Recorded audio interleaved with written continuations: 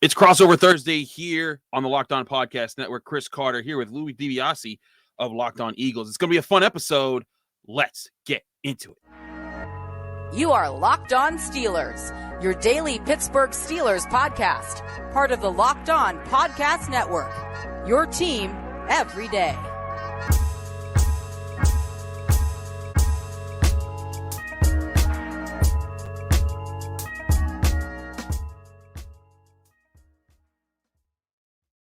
And welcome to Crossover Thursday here on the Locked On Podcast Network. I'm Chris Carter of Locked On Steelers. He's Louie DiBiase of Locked On Eagles, and it's a big Crossover Thursday. The Eagles coming off a bye, undefeated 6-0 against the 2-5 Steelers, looking for an identity, coming off a tough Sunday night loss to the Miami Dolphins.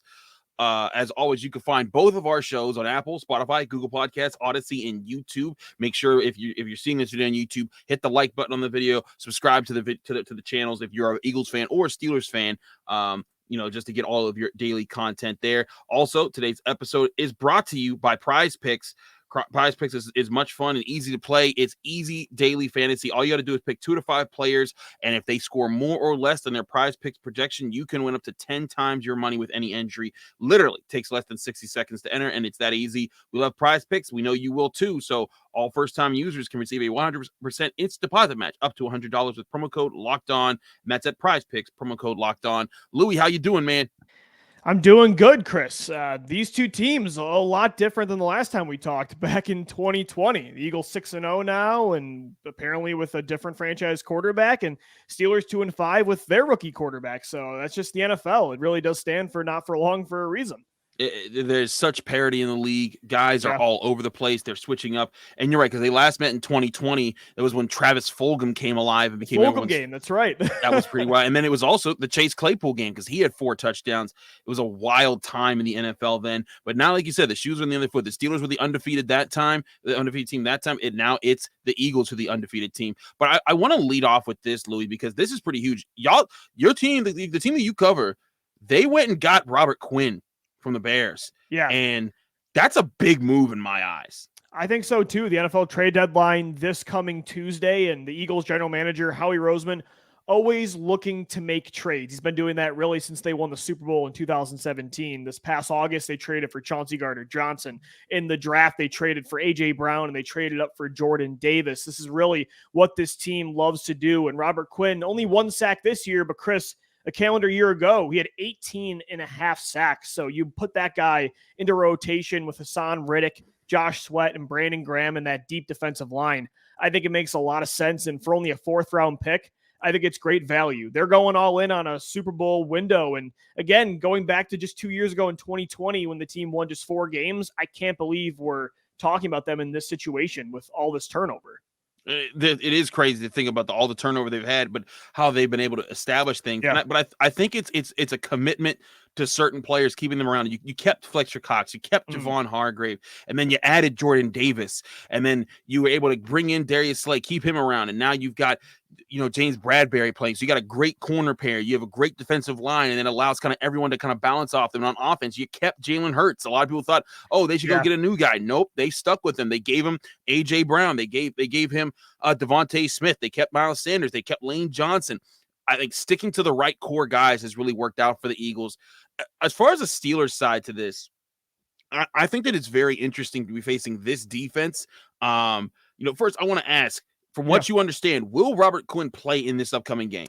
So I'm not sure right now if he's going to end up playing in this game. Even if he did, it would be on a pitch count. I'd imagine this team is still going to feature heavily Hassan Riddick on the edge, Josh Sweat, and Brandon Graham. Robert Quinn did play in a very similar scheme with the Chicago Bears last year. And of course, is a 32-year-old veteran that's played in a lot of different defenses. So maybe he is ready to go Sunday. I would still predict probably the following week against Houston. So regardless, this Eagles team has a lot of depth on the defensive line. So they're going to be okay regardless. I agree. They're going to be okay. But I think this is a big test for Kenny Pickett. He's faced a lot of tough tests. I mean, his first start came against the Bills in Buffalo, and the Steelers got slaughtered in that fair. He's gone up against the Buccaneers defense. He went up against the Jets, and they have a good record right now. They faced the Dolphins in prime time last week, and now they face the undefeated Eagles. A lot of people wondered in Pittsburgh if they should sit Kenny Pickett for this time, if they should let him just not have to make his first few starts against a gauntlet of winning teams that the Steelers had. But they put him out there, and I think he's done okay at times. I think he's had some tough mistakes and tough moments, like the interception he threw at the end of the Dolphins game. Yep. But at the same time, they want him to go through some growing pains to get those out of the way now. They want him to see him grow from it. And I guess my big thing to you, Louie, when I look at, what the Eagles have done very well, when anyone targets James Bradberry or Darius Slay, it's like, it's a mistake because either one of them have been in position. They've been tough. And I think the passer rating when throwing at either of them is in the 30s. But when you go after the Eagles safeties, it gets a lot better. Am I making something out of nothing here? Am I reading too much into just stats and a few highlights I've seen? Or is the way to attack this Eagles defense down the middle? Yeah, I think, the Eagles defense has been very complete this year. And even the safeties, Chauncey Gardner-Johnson has been a revelation. They traded for him right before the season in August. He's worn a lot of hats adjusting to this new scheme. And I think he's been good. And Marcus Epps, too, kind of a surprise good player this year. But yeah, I would say that's still the weak link of this defense. They have a great trio of cornerbacks. As you mentioned, Darius Slay and James Bradberry, two of the best corners in the league this year. Next Gen Stats actually has those two as the top two lockdown corners per a combination of all their metrics. Yeah, and Avonte Maddox in the slot's been just as good. It's going to be interesting to watch that matchup that's right, Pitt and the Eagles secondary against your young receivers. I think it's going to be a fun matchup to watch. Deontay Johnson, Chase Claypool, and George Pickens. Looks like the real deal. Chris, I told a lot of our listeners this on the show this week that normally if there's a receiver I don't like in the draft process and then the Pittsburgh Steelers take them, I always say, oh, damn, I got that wrong. Like the Steelers know when the Eagles were going through all those years of J.J. Arcega-Whiteside and Jalen Reagor, we kept saying on the show, can we just hire anybody from the Steelers scouting department that's helping develop these receivers? So it's going to be a fun matchup, man. Those are three good players too. They're good players, and I think that they've gotten better too.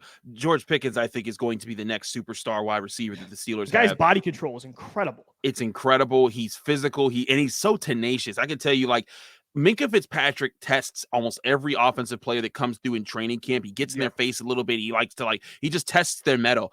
He did when he did that to Chase Claypool.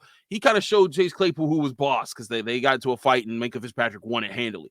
When he tested George Pickens was like, "Don't play with me," and I was That's like, right. I was like, man. and even Minkah was like, "Okay, this guy's got a little bit of bite to him. I like him." And I think the biggest thing is they got to find more ways to get him the football. But that's going to be a big test for Kenny Pickett. Can he make decisions against a defense that has been the best at creating turnovers? And on the flip side, can the Steelers create turnovers against the offense that's been the best at protecting the football? The Eagles have done so much right on both sides there. Yeah, and Chris, I meant to ask you too, going back to Kenny Pickett, because I feel like the Pittsburgh Steelers at 2-5, did you expect them to be 3 games under 500 at this point? Last year, you look at in the past few years what they did with Ben Roethlisberger, consistently making the playoffs with strong defense, and you add Najee Harris last year, and you have a lot of those young pieces at receiver. I think a lot of people, even this year without Big Ben, with Trubisky or Pickett, they're like, is it that much of a downgrade? Is this team still going to compete? Kenny Pickett even was seen as the prospect this year with maybe the highest floor coming out of Pitt. So did you expect maybe to see this many growing pains? And how has your evaluation been of Pickett through a month? I mean, I think Kenny Pickett has been a better decision maker than I think most rookie quarterbacks would be in this situation. The Steelers just don't have an offensive identity, and he's been having to forge it. I didn't expect them to be this far below 500, but simply because I didn't think that TJ Watt would miss the entire season so far. Of course. And I mean, literally, the win they had against the Buccaneers 2 weeks ago was the first win they've ever had when TJ Watt hasn't played a game since 2017. And that was like the 10th attempt that they've had. So it's like he is so important. And that's why, like, when I told people like that guy needs to be defensive MVP last year, people didn't understand that without him, they would have had a top 5 pick in the NFL draft, and he turned them into a playoff team. And I truly think if he played all the games this year, they probably beat the Patriots, they probably beat the Jets, they probably beat the Dolphins, because he's worth that. And it's not just him, he gets the rest of the pass rush going because teams have to focus on him so much, and he still gets through, and that allows the rest of the defense to kind of find their way through in the pass rush. Literally, the Steelers are ranked in the middle part of the league with, in sacks for the last 5 years, Louis, since TJ Watt joined the team, they have led the league in sacks. Like that is how dominant he's been. Without him, they have not been that same great defense. But I will say they are getting better. They've started to get a lot sharper on defense, and without even the pass rush getting home. I'll get to that more in the second segment when we start to talk about matchups. But first, we got to talk to you guys about our great sponsors at Bird Dogs. Now, if you don't know about Bird Dogs have high-quality pants, shorts, and joggers of all sorts with great options to wear as you're getting closer and closer to winter in this fall season. I'm a big fan of their new sweatpants because they're super comfortable, and they're the perfect thing to wear at home when I'm watching Game Field and looking at the all 2022. 22. Thank you. But Bird Dogs has plenty of things to wear for when you're going out too. They have high quality golf pants. They have joggers if you see yourself working out, and they're a higher quality than Lululemon, and they come about $20 less. They also have shorts for those people who like to wear shorts outside when it's cold. Louis, do you wear shorts in the cold? Because that's weird, man. And I'm in Buffalo, New York, but Bird Dogs I'd wear for sure with that extra lining.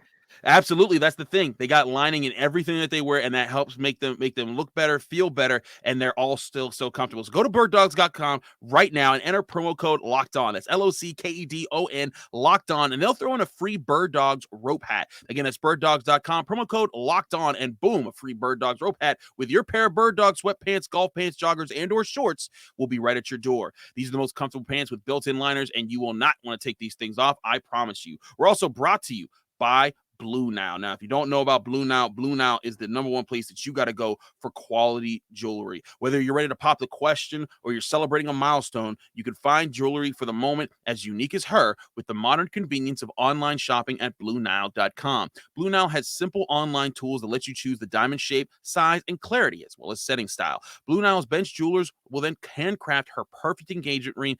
Each ring is one of a kind. Looking for fine jewelry but having trouble choosing? Blue Nile has jewelry experts on hand 24/7, available via phone or chat to help you find a memorable gift at every budget. Make your moment sparkle with jewelry from BlueNile.com, and Locked On listeners will get up to $50 off purchases of $500 or more. This product includes engagement, so be sure to check it out. Use that promo code Locked On, and that's code Locked On. Plus, every order is insured, ships free, and arrives in discreet packaging that won't give away what's inside. Shop stress-free and find your forever peace at BlueNile.com today.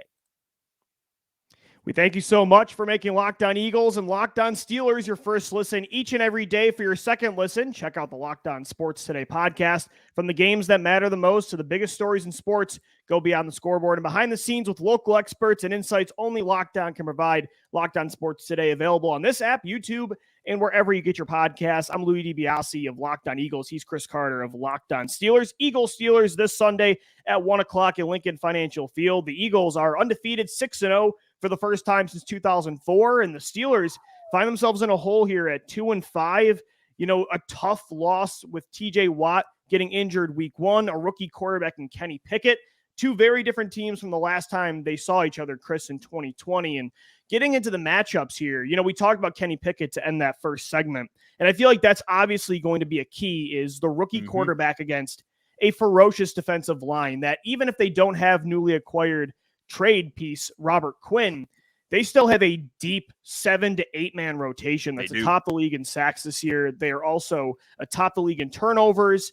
It's going to be an interesting battle. Last year, the Eagles found themselves in a 2-5 hole coming out of the bye week, and the reason they won 7 of their last 9 to make the postseason, they really did kind of thrive against quarterbacks with less than 32 career starts. So in 5 games down the stretch that they won against young quarterbacks, Chris, those quarterbacks only averaged a 61.5% completion percentage, under 200 passing yards a game, 5.4 yards per reception, 6 total touchdowns, and 6 interceptions. So the Eagles kind of feasted off these kind of quarterbacks. It'll be an interesting test for Pickett for sure. It certainly will. And it's interesting because you look at Kenny Pickett and you look at the overall, how those games have gone. He's thrown 7 interceptions and only 2 touchdowns. But he also has a completion percentage of 68.5%. He gets the ball out on time. He's able to find guys, but he's still finding out where he fits in this Steelers offense. There's plenty of times, and I talk about this all the time when I watch this all 22. He makes a good read, but sometimes there's a better read that he passed up on that would have made for a bigger play down the field. And I think that's one of the things that's holding back the Steelers offense is that they lack the big plays right now. They don't have the explosive plays. And the thing is, they're built with explosive players. Deontay Johnson has great separation. Chase Claypool, when he hits full speed, he is tough to catch. And George Pickens, he's been a monster whenever you give him the opportunity. And that still doesn't talk about Pat Freiermuth or Najee Harris. They have playmakers. It's just been tough for him to kind of feel his way out to get them playing. And that's why this week is such a challenge because you're facing an Eagles defense that is great at creating turnovers. They're great at stopping the pass. They're great at bringing pressure. And they've been really good at stopping the run. Louis, is there a weakness to the this Eagles defense because they have so many good parts to them?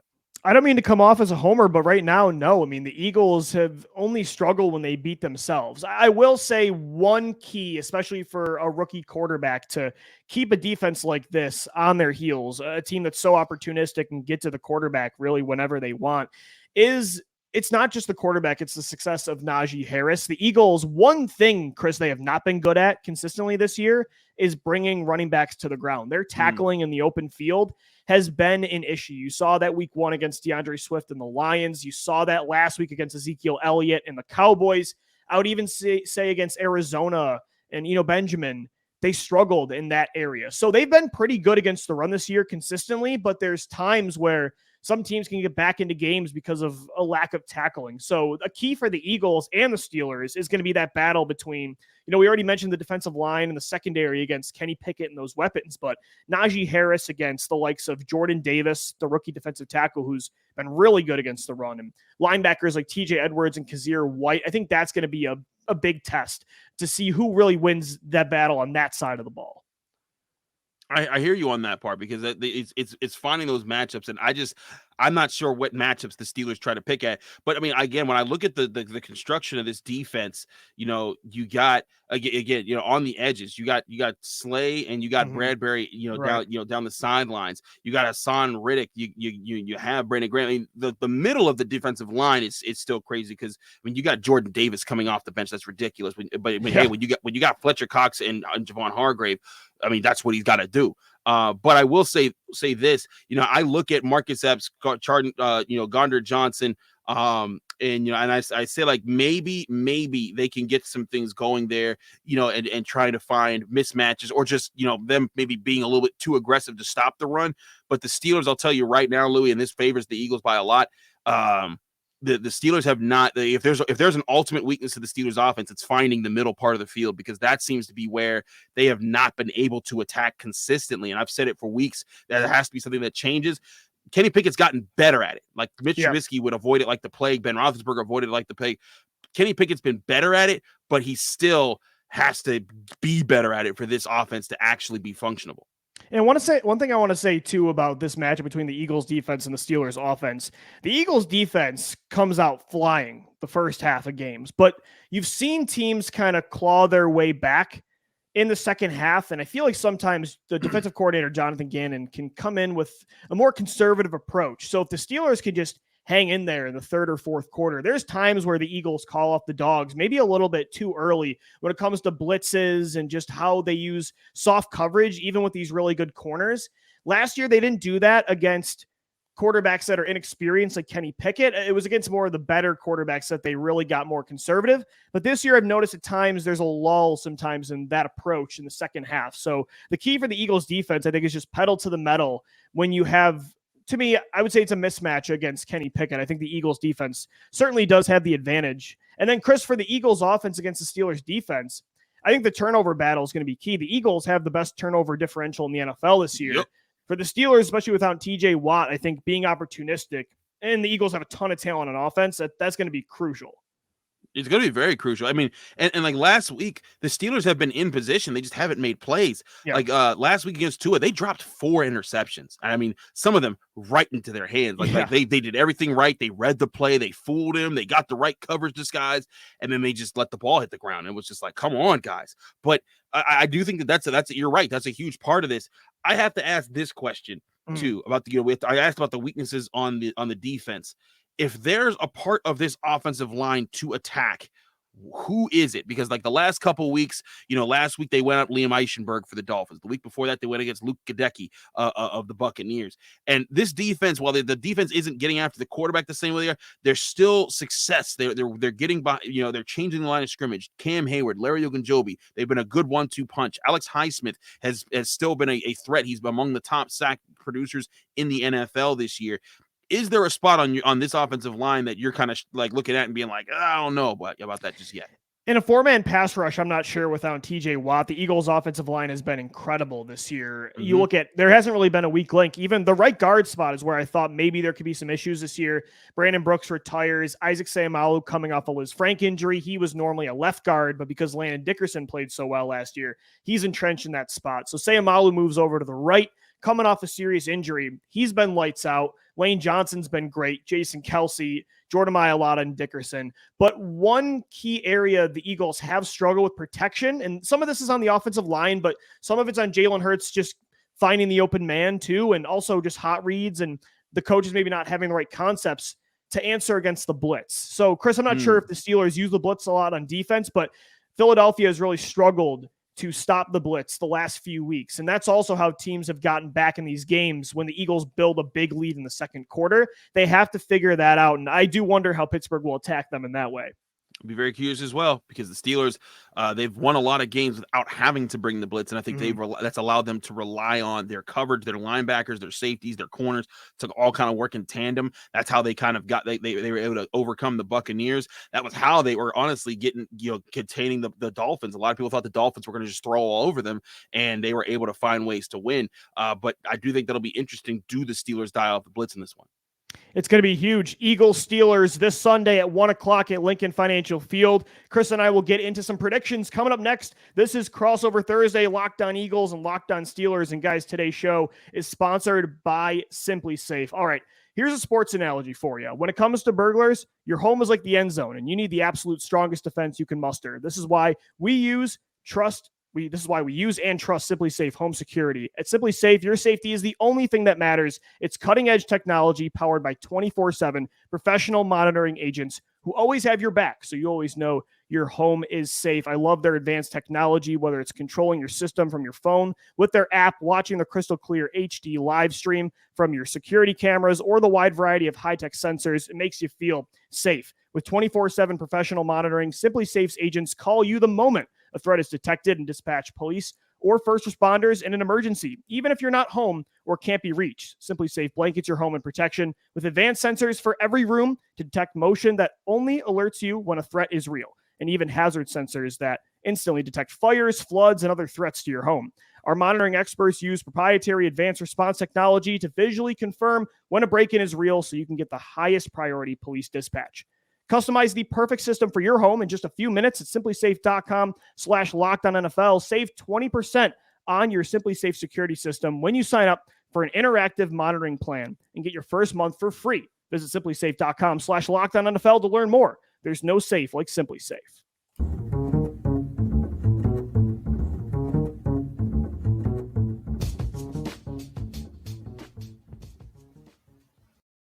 Back here on Crossover Thursday, I'm Chris Carter with Locked On Steelers. He's Louie DiBiase from Locked On Eagles. Louie, I always like to, before we get into like official predictions and everything, I like to talk a little bit more about what could be turning points in each game, because it's one thing to give your score prediction and you can kind of gloss over things, but we've talked about matchups that we're looking at here. But what are things that you've seen, like the way how games have played out for the Eagles and things? What's a moment that you think leads to that prediction? Because for me, each week, if I'm looking at who's going to win, I look at their strengths, I look at the team's weaknesses, and I see when's that cracking point going to happen, that strength turns the other team's weakness, or a strength beats another team's strength and becomes the factor that turns the game in that team's favor.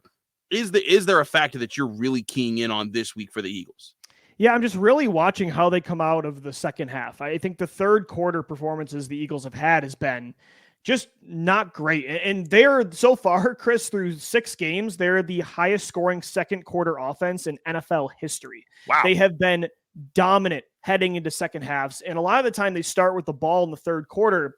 But again, it just feels like almost they like empty the tank in the second quarter and need an entire quarter to rebuild, if you know what I mean. And I feel like sometimes they get too conservative on defense. The offense struggles to protect against the blitz, and teams get more aggressive when they're down by multiple scores. So really just keeping their foot on the gas pedal in the third quarter is going to be key, because although I respect a lot of what the Steelers roster has on both sides of the football, there's a reason they've been able to elevate okay to not great quarterback play over the last few years, right? Big Ben was a shell of who he used to be. Absolutely.